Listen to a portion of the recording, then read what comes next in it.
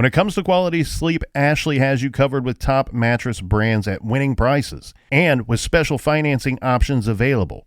You can snooze now and pay later. Plus, your mattress purchase helps give the gift of better sleep to children in need and U.S. Special Operations Forces. Visit your local Ashley store or shop online today and make every snooze count. Financing is subject to credit approval. See store or ashley.com for details. Dreaming of overseas adventures or connecting more deeply with family from afar? Rosetta Stone bridges the language gap. I've tried others, but Rosetta Stone's immersive lessons and voice feedback technology are game changers. Dive into 25 languages by learning intuitively, just like when you were a kid. And here's the holiday sparkle. Grab a lifetime membership now and save 50%. Gift yourself the world. Head to rosettastone.com now and save 50%.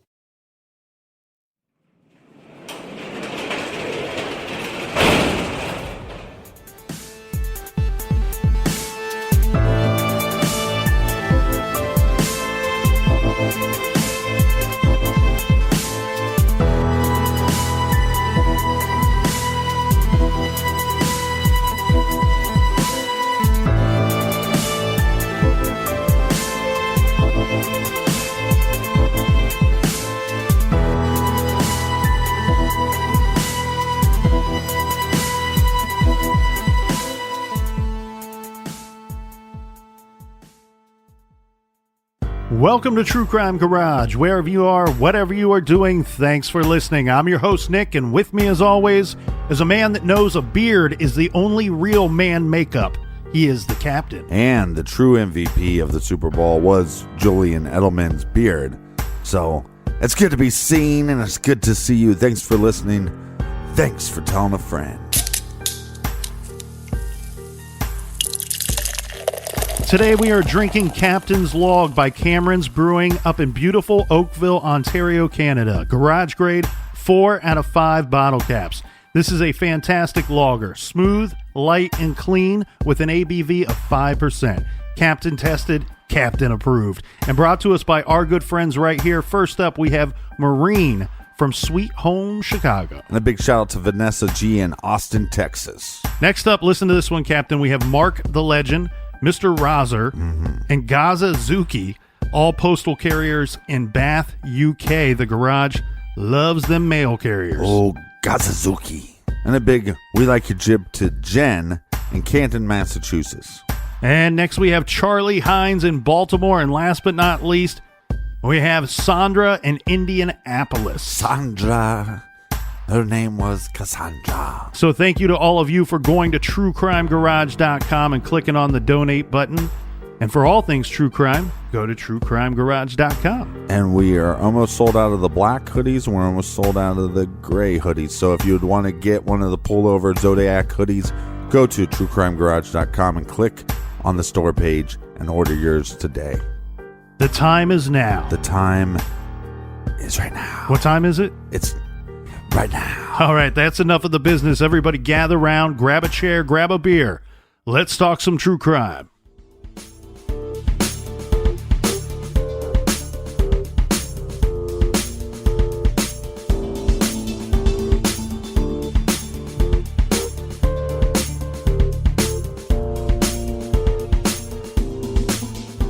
Now that the table is all set, let's sift through the evidence and see if we can come up with a better explanation regarding the death of Detective Suter. So there was some audio and then some video evidence in this case. The difficult thing in this case is information and facts seem to have come out in little nuggets here and there, and it really just leaves you wondering if you have heard the whole story. So we've compiled this and tried to put it together in a presentation that makes the most sense.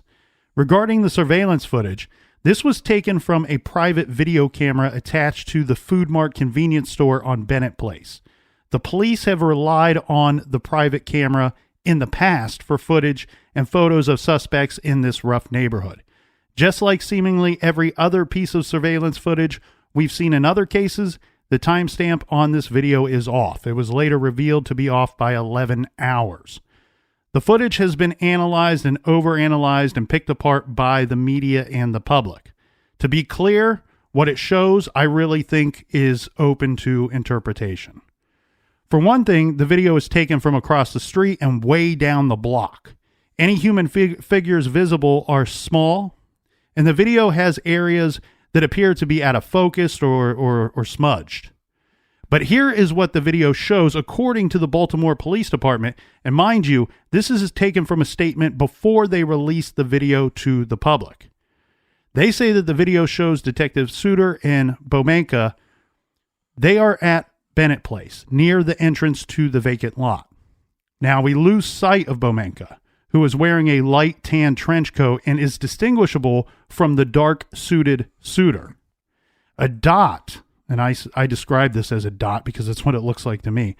A dot that may be Suter is seen standing behind a white van parked on Bennett Place, walking around, described as pacing back and forth. What happens next is very unclear, but according to the official Baltimore Police Department position, what we see is Suter pacing back and forth behind the van and then suddenly darting into the vacant lot with his radio in his left hand and his gun in his right. Then shots rang out. Now, the video, from what I could find, does not have sound, so we can only guess that this is when the shots rang out.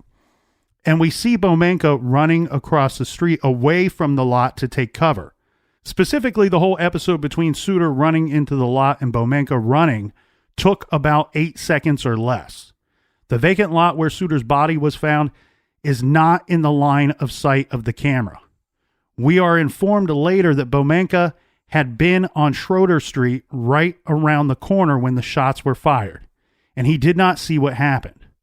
According to the Baltimore Police Department's interpretation, there is no perpetrator seen on the video footage, although others argue that that's debatable. Then we have two eyewitnesses, who do not wish to be identified, but they told WBAL-TV 11 News that they saw Suter's partner, Bomenka, walking on the sidewalk to an opening when gunfire rang out. The second witness told the same news station that after the gunfire, he saw Suter's partner in a crouched position with his gun drawn. The witness said the partner then ran through the crime scene and into Bennett Place. So if the two eyewitnesses are reliable, and if what's been disclosed by the police department about the contents of the surveillance footage is accurate, then Detective Bomenka could not have been the shooter who killed Sean.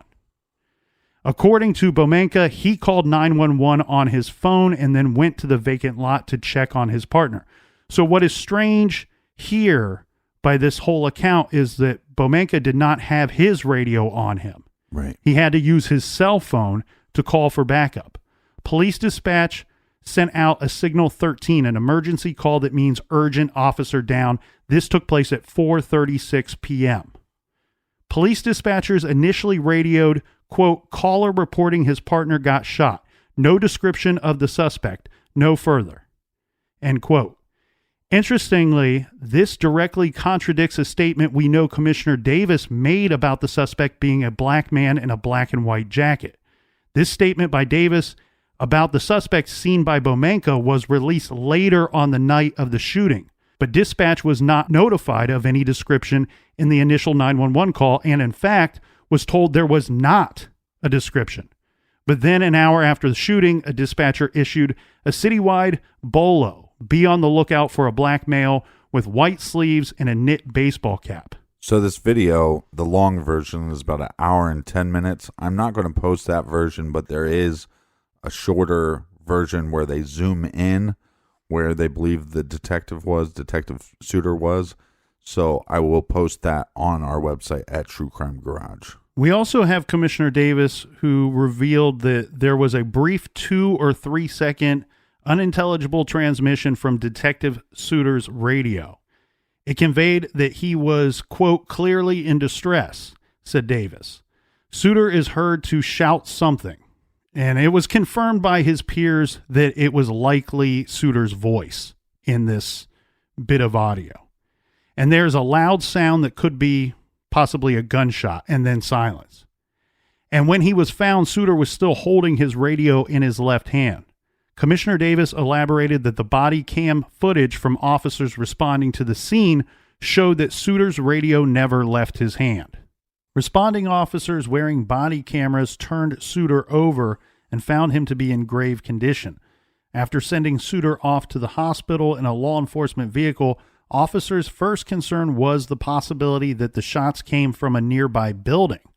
Bomenka said he heard multiple gunshots but was not able to detect their origin, and when he ran to Suter's side, there was no suspect in sight.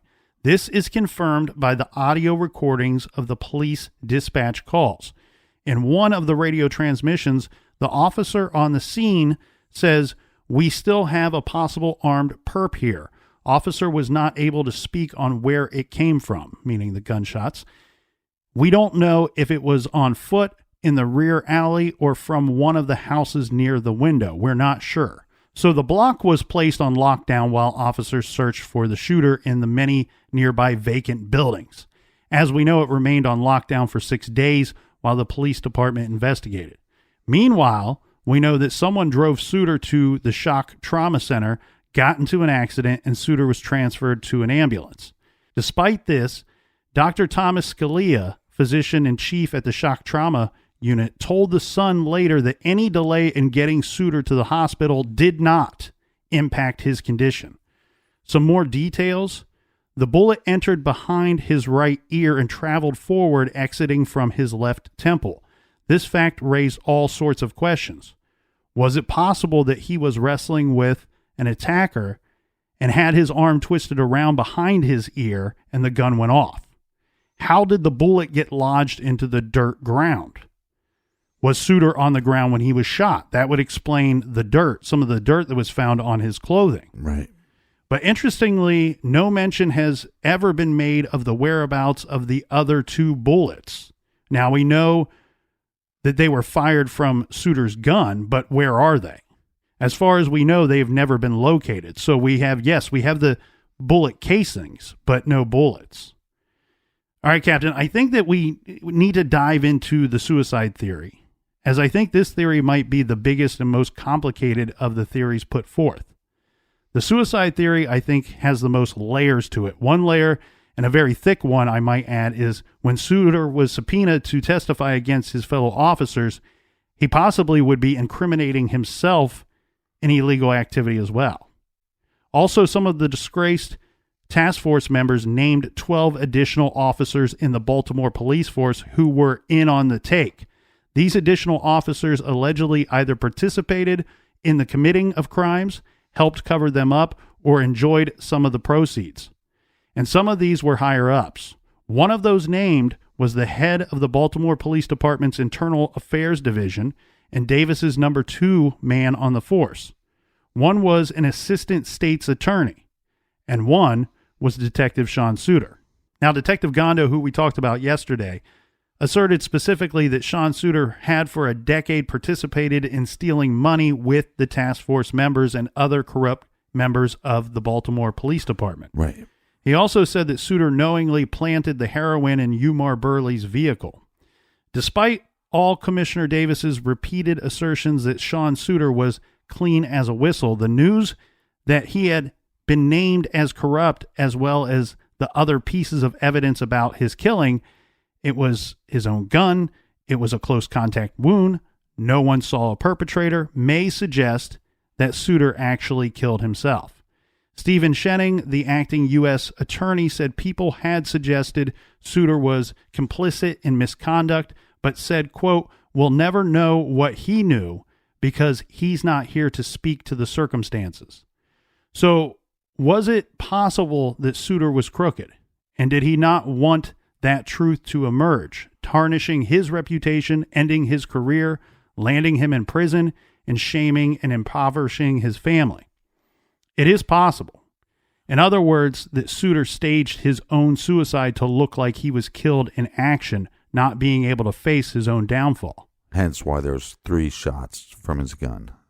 So this has happened before. Specifically in 2015, a Fox Lake, Illinois lieutenant carefully staged his death to look like he was killed in the line of duty, but actually killed himself after stealing from a youth program he oversaw. This guy embezzled thousands of dollars over 7 years and spent it on mortgage payments, travel, gym memberships, among other things.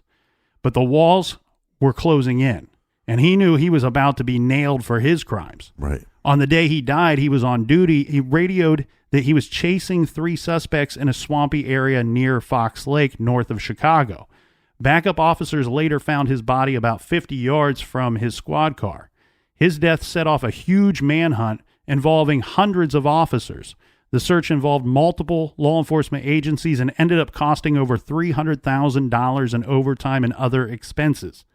Authorities said the officer was shot with his own gun and took elaborate steps to try to make it look like he died in a struggle, including shooting himself twice in the torso through his vest. The suspects were never found. Investigators finally reached the conclusion of suicide, which was vehemently opposed by his family, including his 4 children, Right. who said the officer never once thought of taking his own life and spoke excitedly and often about what he planned to do after retirement. Right.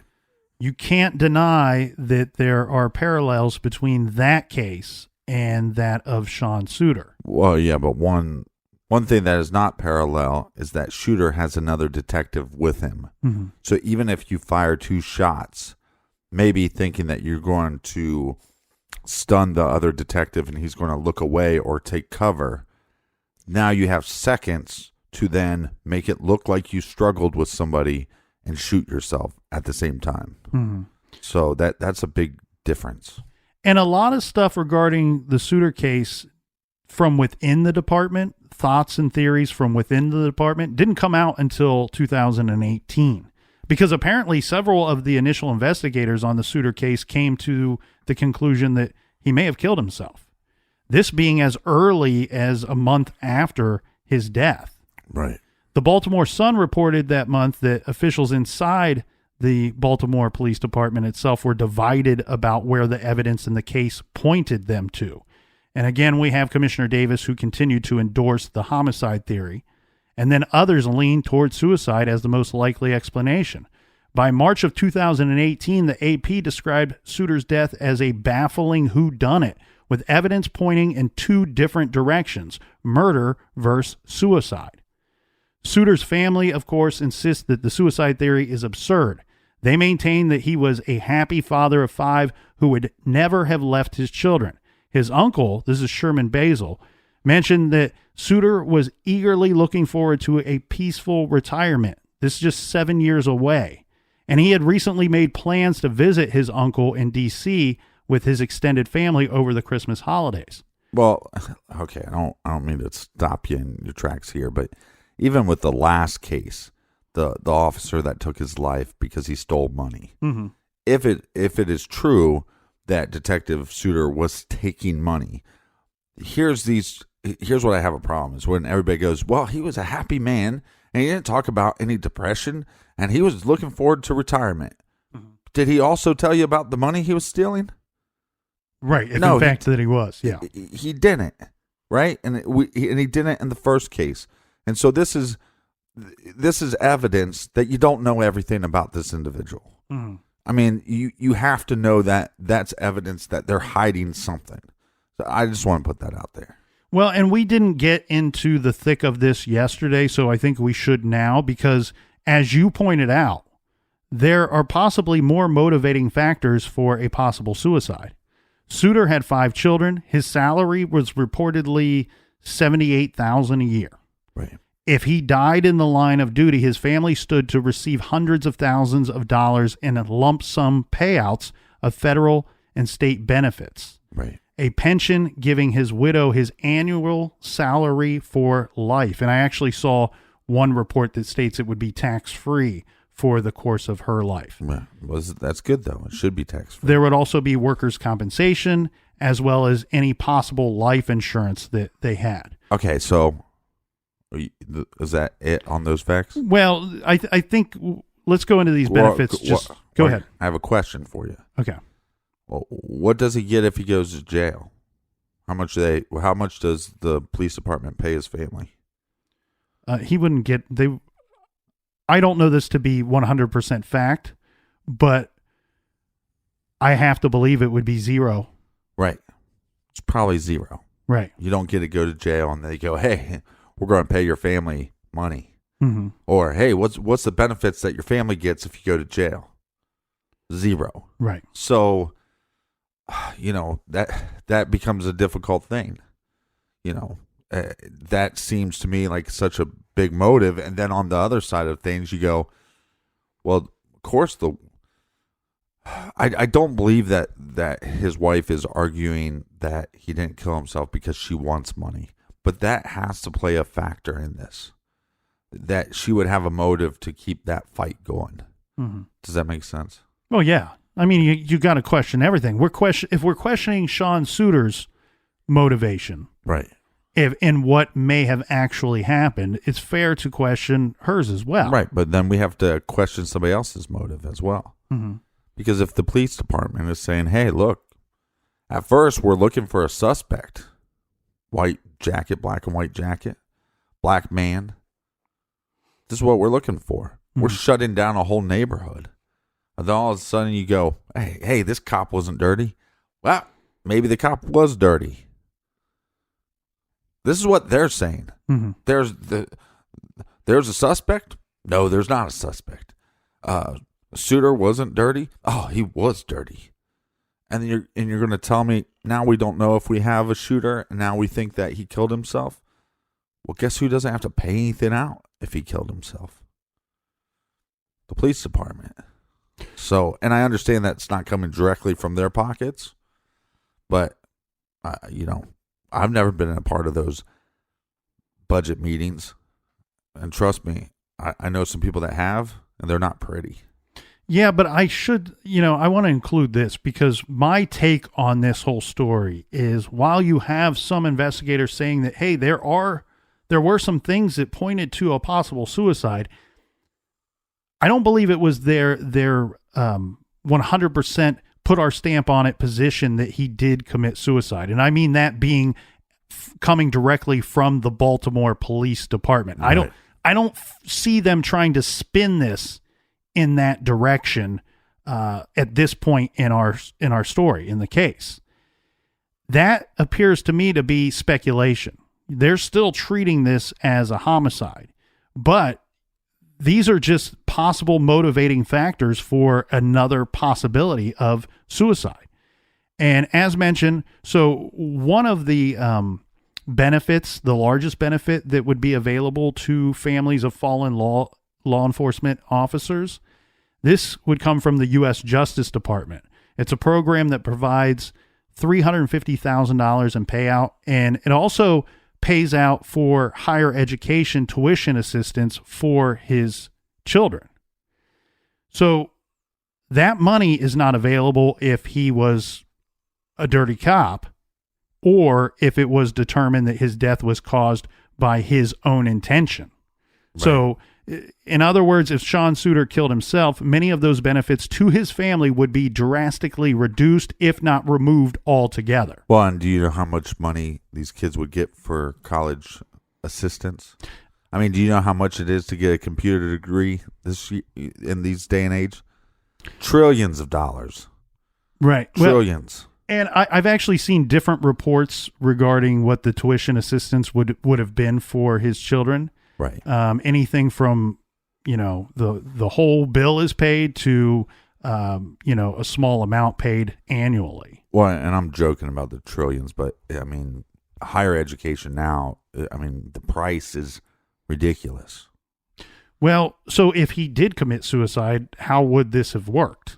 If this is in fact what happened, if Sean Suiter did kill himself, we can only wonder when he made the decision to do such a thing and how much planning went into it. For one thing, there are reports that Suiter requested Bomenka to work with him that day, being a junior partner. So Bomenka was kind of low on the totem pole as far as these homicide investigators go. He was only in the homicide division for 5 months. Perhaps Bomenka was more likely to follow Suiter's direction, leaving his side to enter the vacant lot on the Schroeder Street side, and there would be no witnesses to what happened. Right. One thing we got to point out here is while they were tracking down this quote unquote lead, this possible lead in an unsolved homicide, Suter was directing himself that day. He wasn't being directed by a higher up as to where to go that day. He was choosing where to go. And some have pointed out that him knowing that it was an abandoned neighborhood, a bad place, a bad part of town, right, that this might be a good place to stage his murder. But what's weird here is that we have him on video footage looking odd, almost as if he's paying attention to somebody. Mm-hmm. And then he goes into this alley. We got 3 gunshots. Mm-hmm. So you fire randomly and then put one in the back of your head. Mm-hmm. And then where does the gun fall? The gun falls underneath him as he falls. Now, I'm not so worried about where they found the bullet. Right. And the reason why is because I don't think necessarily that Suter has to place himself on the ground to get the bullet where it was. The bullet could have ricocheted off of anything and fell. You know what I mean? Well, I'm with you on the finding of the bullet, the location of the bullet that killed him. I think you could argue it both ways. One, it could indicate that he turned his gun on himself, or that he was involved in a struggle and he ended up toward the ground or facing the ground or on the ground, right, and was killed by, a gunman who got away. Right. Now, but what's weird to me, though, is the struggle. It also could have been he's pulling his trigger himself, and the struggle happens where his arm goes then behind his head. Think about, like, if a guy got behind him, put him in a half Nelson, mm-hmm. then his arm's struggling and maybe he goes to fire thinking he's going to shoot him and ends up shooting himself in the head. I think what we do have, though, is, we have ballistic evidence to know if it came from his gun, which I'm assuming that they know, and that the bullet did come from his gun. They have publicly stated that ballistically they have proof that the 3 shots were fired from his gun. Right. And so the other thing, though, too, is we have the measurements of his arms and the measurement of the gun. And is it even possible for him to get the gun in the spot where he shot himself and facing in the direction that the bullet would have exited the body? I think they should be able to prove that scientifically. When this case first broke, okay, now keep in mind they're obviously treating this as a homicide right from the get-go. But when the case first broke, the information that came out was that he had his radio in his left hand, his gun in his right hand, and that he was shot in the left side of his head, which scientifically makes it almost impossible that his arm would reach around there and shoot himself in the left side of his head. Right. What they ended up learning very quickly into the investigation. Now, mind you, by this point, they've already set investigators out looking for a killer, a cop killer. Then they find out that no, in fact, the gunshot did come from the right side. Right. It entered the head at the right side.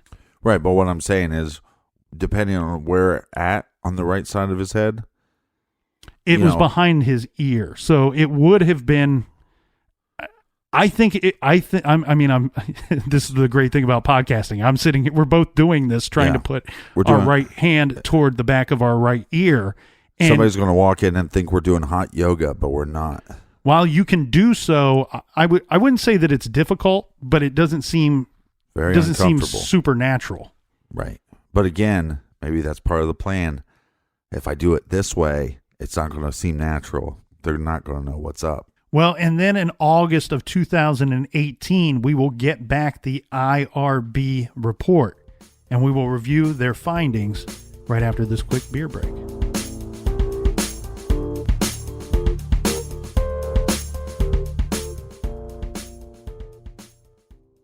This show is sponsored by BetterHelp. Do you look forward to the holidays? Maybe you struggle with seasonal blues.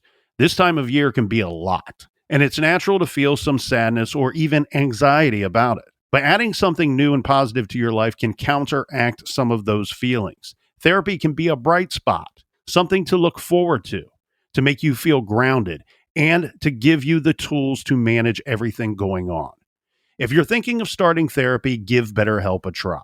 It's entirely online, designed to be convenient, flexible, and suited to your schedule. Just fill out a brief questionnaire to get matched with a licensed therapist and switch therapists at any time for no additional charge. Find your bright spot this season with BetterHelp. Visit BetterHelp.com/garage today to get 10% off your first month. That's BetterHelp, HELP.com/garage.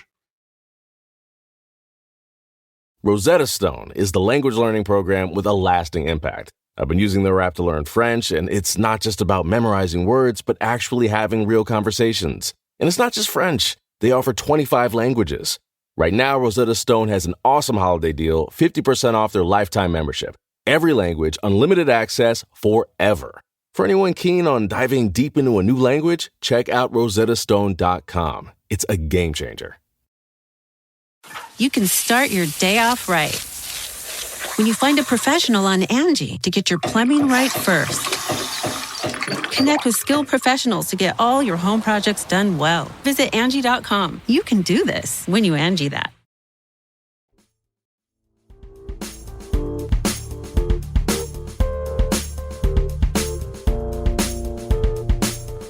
All right, we're back. Cheers to you, Captain. Cheers to you. And cheers to everyone else. Extra crispy kernel. The independent review board established to review the investigation into Sean Suiter's death finally published its 207-page report on August 27th, 2018, and we will go through all 207 pages. Well, that's one page less than our report. Just joking here. We'll break it down for you in some bullet points. So the report stated that the IRB concluded that Detective Suiter took his own life with his own weapon. The report contains information that was not disclosed until this point. So let's break it down. Now, this is all per their report. We may argue some things along the way here, Captain, but let's start off. In investigating the case, the police department executed 12 search warrants, conducted 123 interviews, followed up on 54 tips, and cleared 33 vacant homes. In the end, they were left with no suspects. Suiter and his partner for the day, Bomenka, had been to Bennett Place on the previous day as well. Suiter told Bomenka that he was in search of a street worker named Mary. This is as much information as we have about this person named Mary, whom he said was a potential source of information in a 2016 triple murder. But there is no mention of her in the murder case file or the department's list of informants. What they're implying here is that Suiter may have made up this person named Mary. Right. Suiter and Bomenka thought that they saw the, quote, suspicious person from their unmarked vehicle at 4:02 p.m., but they weren't certain. They decided to call it a day at that point. Suiter had a 5 o'clock meeting with his attorney, the report reveals, but Bomenka did not know this. While driving away, Suiter told Bomenka he saw the suspect in the alley. They parked, and Suiter stayed behind the white van parked on Bennett Place and directed Bomenka to the corner of Bennett Place and Schroeder Street so that he could see if someone came out of the opening to the vacant lot located on Schroeder Street. According to Bomenka, at 4:36 p.m., Suiter ran towards the vacant lot and out of view of Bomenka. As Suiter disappeared from view, Bomenka observed Suiter beginning to unholster his weapon with his right hand. Just prior to that, Suiter waved at Bomenka. The purpose of this gesture is unclear. Bomenka interpreted the wave to signify that something was happening in the vacant lot. He heard Suiter yell, "Stop, stop, stop, police," and heard gunshots. Bomenka's reporting is a little inconsistent for this next part. The report reads Bomenka ran away from the lot and called 911. When backup arrived within 2 minutes of the call, Bomenka and the responding officer approached the lot and found Suiter on the ground, rolled him over, and started chest compressions. Just after Suiter was placed in the patrol car to go to the trauma center, he received a text message. This is from his attorney. At 4:42 p.m., Jeremy Eldridge texted Suter, "You have grand jury by subpoena at 1 p.m. in federal court and a meeting at 11 a.m. at USAO. Followed immediately by, I can't stay past 6. Getting no response, he texted again at 4:52 p.m., "Dude, what is going on?" Sean Suter deleted later convicted officers Gondo and Ward from the contacts of his phone, along with 75 text and 313 call log entries. So what did the IRB report point to as evidence of suicide? The autopsy determined that there was a close contact wound where the gun barrel was pressed to his head. The bullet had marks consistent with Suter's Glock. Although it could not be 100% confirmed as coming from Suter's gun, the evidence is overwhelming that the fatal weapon was Suter's Glock. Suter's DNA was found inside the gun barrel, as well as on its surface. The report attributes this as likely due to blood spatter entering the chamber. The report states that no other traceable DNA or fingerprints were found on the gun. The 3 shell casings found at the scene came from Suter's gun. Blood spatter was found on the inside of Suter's right shirt cuff, indicating that his arm was close to the skull and was spattered when blood was expelled by the shot, and making it unlikely that someone was forcibly holding his right wrist or lower arm. Mud on Suter's left shoe and left knee shows that he was kneeling on his left knee when he was shot. This, they say, is inconsistent with a struggle, but consistent with police officers' training to take a knee to stabilize themselves when shooting. Suter was trained in self-defense and knew how to use the gun slide to disable his weapon if attacked. Other than trace amounts of DNA, which might be attributed to the officers who transported Suter to the hospital, no DNA other than his was on his person. He had no defense wounds. His radio was still in his hand, inconsistent with the struggle. Based on the video and witness statements, a suspect would not have enough time to disarm and kill Suter and escape. Bomenka didn't see anyone running away from the scene and heard Suter yell "stop" instead of "help." We also have Suter's work computer. The search history revealed that Suter Googled Von Green funeral on 5 occasions on September 6, 2017. When Suter was laid to rest, his family utilized the services of Von Green Funeral Home. Okay, there's a lot of bullet points there, a lot of different thoughts, and that's a lot to go through. And here's what we got to be clear on this, because this independent review board, they didn't, from my understanding, they didn't actually go out and conduct their own investigation. What they did was they compiled all of the information that was gleaned from the investigation already, right, and reviewed that information together collectively as a board, as a group, and came to the conclusion that Sean Suter killed himself. Right, it's like the Warren Commission. And I also believe that the determination of homicide has not been overturned by this finding of the review board. So technically, this would still be, should still be a homicide, right, and investigated as such. Now, regarding their bullet points, they do put together a good, strong argument that Suter may have killed himself. I would argue back that I don't think it's conclusive. No, I don't think so. I think it's still unclear. Yeah, I agree. I agree with you on that, but it's the deleting of the contacts and the deleting of the history. That's suspect. But you're going to meet with your lawyer later. Mm-hmm. Are you trying to get rid of it before you meet with the lawyer? And maybe it has nothing to do with the shooting? It's so darn tough, because with this case, I think that a lot of the things you can argue on both sides. Like, okay, for instance, you mentioned the deleting of those 2 contacts, deleting of text messages that probably were conversations with those 2 contacts. Right. Was that simply because Sean Suter was a good guy and it was known to him by this point that those were bad guys that were, corrupt cops that he was working with, and he didn't want any part of them. Yeah. Just say, we're not the same. Just because we both work for the same department, I've learned through the course of history with you that we are not the same. We are not friends. Right. And I'm deleting you for that purpose. Now, yeah, but it's just an odd time to delete it. So, well, I don't know that we know exactly when that was deleted. right. This could have been months in advance. From what I found in the report, it just says that those were deleted. When they inspected his phone, that was deleted. It's not like they're saying that day, the day that he took his own life, he deleted that information. I was unclear on that. Regarding the funeral home, okay, I am nowhere near the age that you would have to put me in an assisted living home. Pretty close, though. But when I used to drive around the state of Ohio conducting interviews, and some of them were taking place at these assisted living homes, there was more than one occasion where I went to one and I'm like, that was a really nice facility. I really like the way that they are treating the residents there.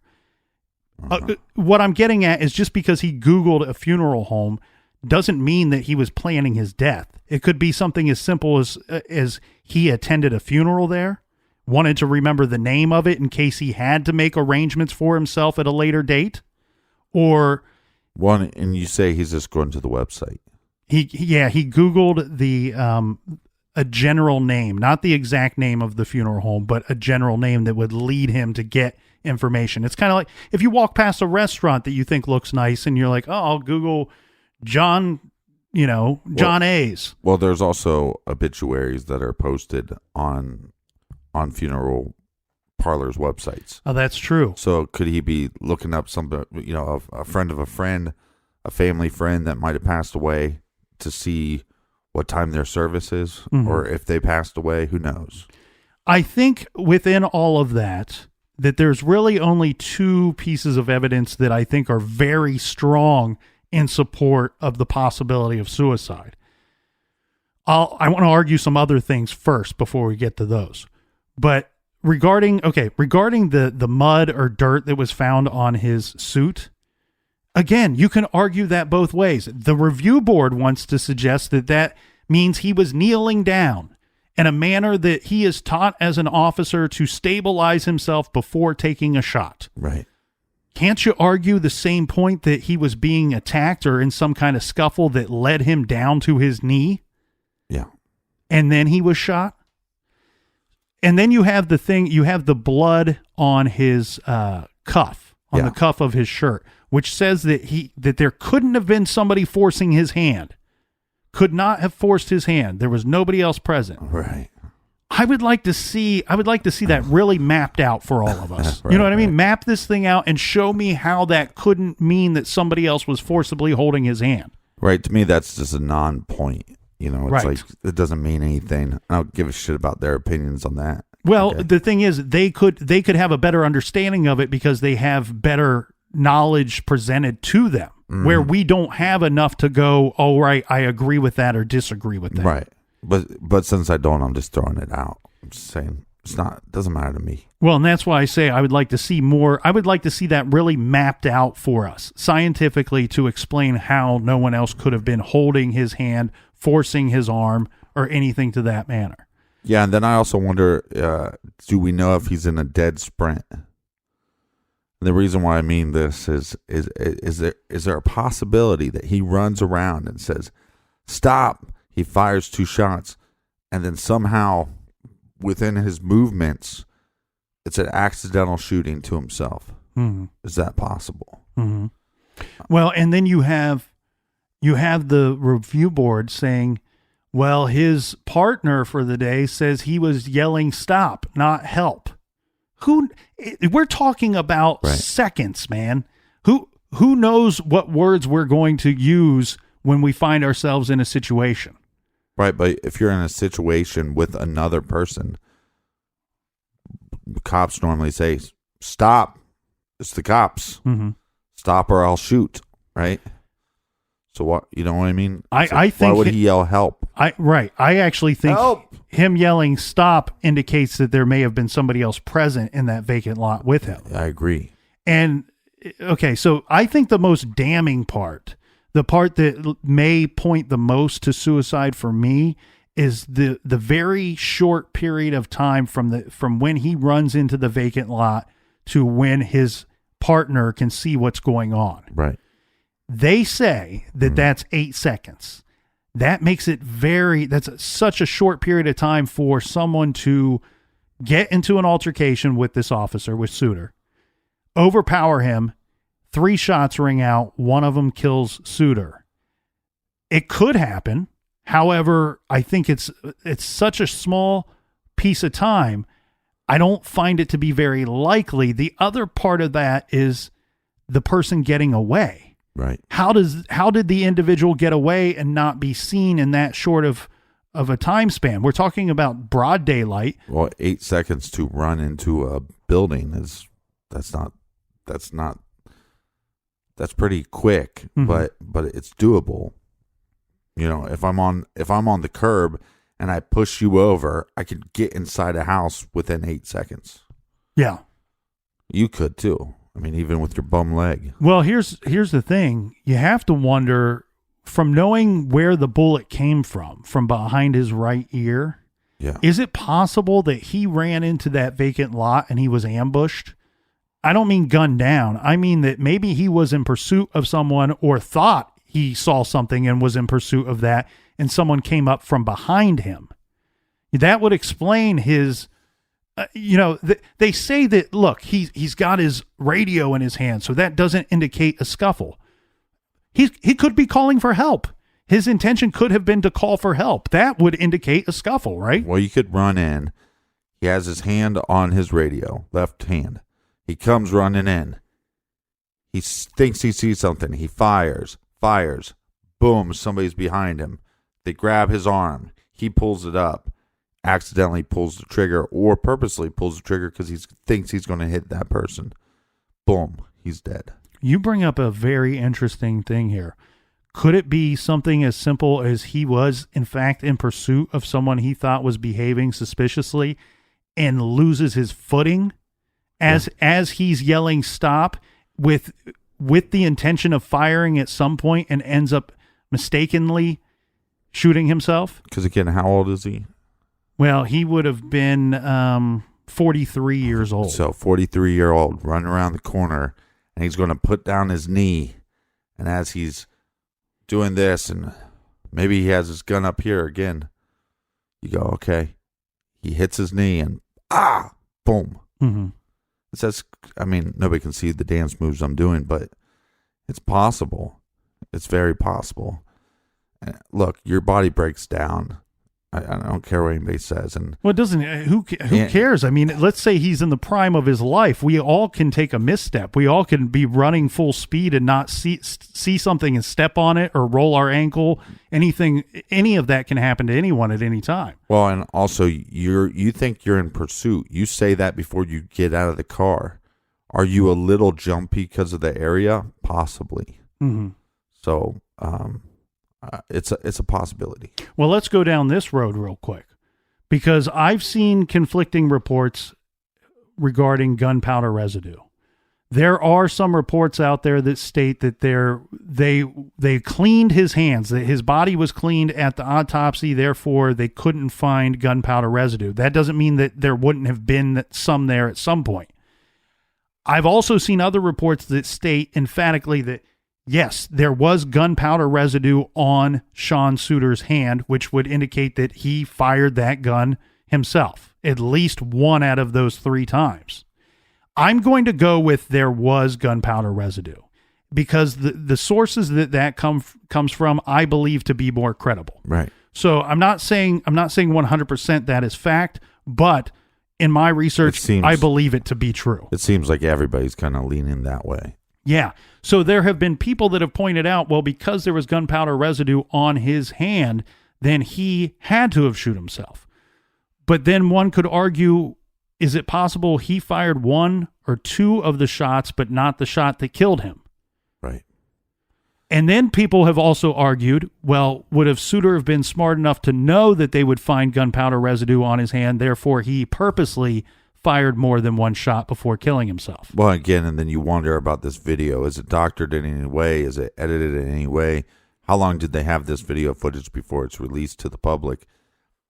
The thing that really drives me nuts, or really is hard for me to contemplate this whole suicide thing, is, again, you have a person with you. Right. And so now you're going to try to stage this. If you're going to stage this, right? There would have been easier ways to do it, I think. What? Yeah. And you're almost like purposely going, hey, by the way, there's this guy. We got to go get him. Come with me. Mm-hmm. Where he could have said, stay back in the car. Radio for help or whatever, right? He could have said all this stuff, but he's saying, no, come with me. Get closer to the area where I'm going to fake my death. You know what I mean? I mean, think about this. They talk about all the abandoned houses, the vacant houses in that area. Right. Suter was not a dumb guy. This was a very smart detective. Why wouldn't he have said to Bomenka, hey, I think I saw that guy run into that house over there. I'm going to go in and chase him out to you. Yeah. He could have went into a space where he would have known there would have been no witnesses. Right. This vacant lot, while it was vacant, and yes, there ended up being no eyewitnesses to whatever happened in there, that was a space that it's broad daylight. There's a chance someone could have seen him. It doesn't seem to me, if we're talking about a smart, intelligent detective planning his own suicide to look like a murder, it doesn't look to me like this would be the spot he would pick. Right. And very strange to me that the whole department would come out initially and say, we have a suspect. We've seen a suspect. The other officer, the other detective on duty with him saw a suspect. This is what we're looking for. We're shutting down a whole part of town, and we're going to infringe on other people's constitutional rights to try to find this individual. And then all of a sudden say, yeah, there was never another suspect. We never saw anybody. And by the way, this was a suicide. And you know what? I have to believe that the description that they were using when they believed they were looking for a shooter, that's got to come from Bomenka saying, hey, this is what we thought we saw before the shooting happened. This was the guy that we thought that we saw and that I believe Suter was in pursuit of. Here's a couple. But here's the other thing, though, too. Who knows? I mean, this is how far-fetched you can get with these possibilities. What if he did see somebody, right? Mm-hmm. Bermenka? He sees somebody. He's saying, hey, look, we saw somebody. He might have struggled with him. We don't know if it was 8 seconds, 18 seconds, 20 seconds. We're not really for sure, right? Because the audio doesn't line up with the visual. We don't know. Well, and the visual's not great. No, it looks like ants. You can't tell what is happening. I mean, it looks like little blurry dots on the screen. You go to our website and watch it. You'll be like, whoa, that was a waste of time. And then thank me later.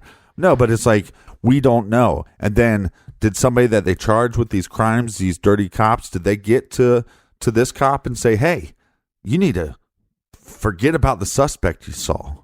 Mm-hmm. Because they're thinking this bastard is going to throw us under the bus, and then he's going to get killed in the line of duty, and his family's going to get taken care of, and ours isn't, and we're going to be stuck in prison.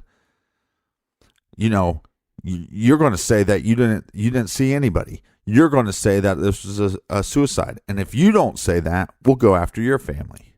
I mean, that's how far-fetched you can go with these possibilities. Mm-hmm. You know, but to me, our initial reports coming from law enforcement, if we're going to believe anything that law enforcement says, our initial reports is that we have a suspect and we're shutting down this whole part of this goddamn city to try to find this suspect because we have a cop killer. You turn around however many days later and say that it was a suicide, I just don't know how much I buy that. Well, look, I can certainly agree with and understand, or try to understand, because I don't live in that community. I can agree with and try to understand the viewpoint of the citizens of Baltimore saying, we can't trust these police. We also have 2 eyewitnesses. Right. No, what I'm saying is I get that because it's proven there was corruption within that department. But it's not everyone. It's, as far as we know, it's a faction of that department. Right. So the public is very skeptical, and I think they should be. I'm skeptical of the independent review board's findings of what they released as their belief as to what happened. I'm very skeptical of that. Actually, I don't fully agree with it. I think you need to show me more evidence to tell me that he killed himself. Yeah. I don't think it stands up. It doesn't stand up to me, and I won't let it stand in the garage. But we want the truth, goddammit. What the Baltimore public will likely say, at least a portion of them, is, well, we can't trust this department to give us the proper information. I'm going to argue on behalf of some of that department in saying this. Bomenka, while I find some of his statements to be inconsistent, I don't think that he knowingly knew anything when he went out there that day. Meaning, if it was a suicide, he didn't know. Or meaning, if it was a setup for Suter to be taken down, he didn't know either. I think that his statements are somewhat inconsistent, not because he's being controlled, not because there's some great puppet master behind him pulling levers, making him do and say things. I believe it's because he was out on the job in the field that day and something horrible happened. And I believe that it happened very quickly, and it might be a little sketchy as to the second by second details that you're asking this detective to later give you. So I don't find much problem with the very minor inconsistencies in his story. The other thing too is, if Baltimore Police Department, if they really wanted to set up Sean Suter, take him down, and then cover this thing up, they would have quickly arrested a man matching the very vague description that they put out to the public at some point, and they would have pinned it on somebody. Maybe they couldn't find a black man with a black and white jacket. They would have pinned it on somebody. And I actually want to give them a little bit of credit that they weren't bringing forward some innocent guy that's just down on his luck, that has no ability financially to defend himself. So we don't have that happening. I think I really call into question the independent review board's findings here, Captain. I don't think that they have convincingly made their argument that Sean Suter killed himself. I think at this day, I'll go on record saying that I believe that the original determination of homicide should still be investigated as such. And until we have better information, it remains a homicide in my mind. Well, sticky situation, one, because there is speculation that maybe he was a dirty cop. But what we do know is we have evidence of him being a good cop. Mm-hmm. And we have evidence that he served and protected a community, and anybody that is going to put their life on the line to protect us, we owe them something. Mm-hmm. And we owe their family something. And what Detective Suter's family is owed is to know the truth. Mm-hmm. Rest in peace, Detective Sean Suter.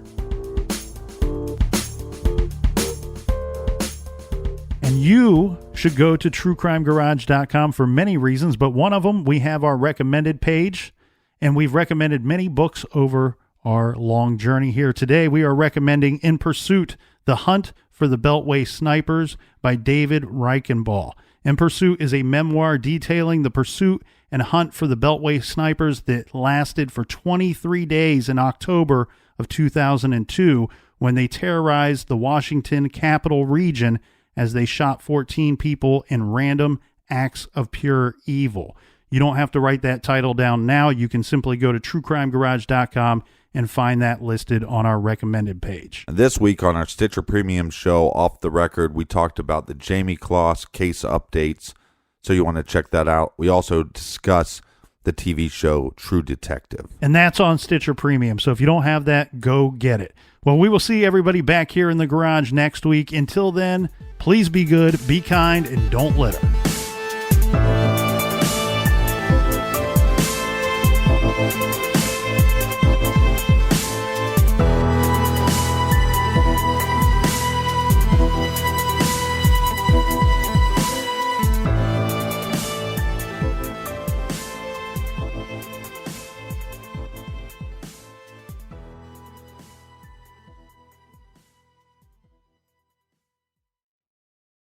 Angie's List is now Angie, and we've heard a lot of theories about why. I thought it was an eco move. Fewer words, less paper.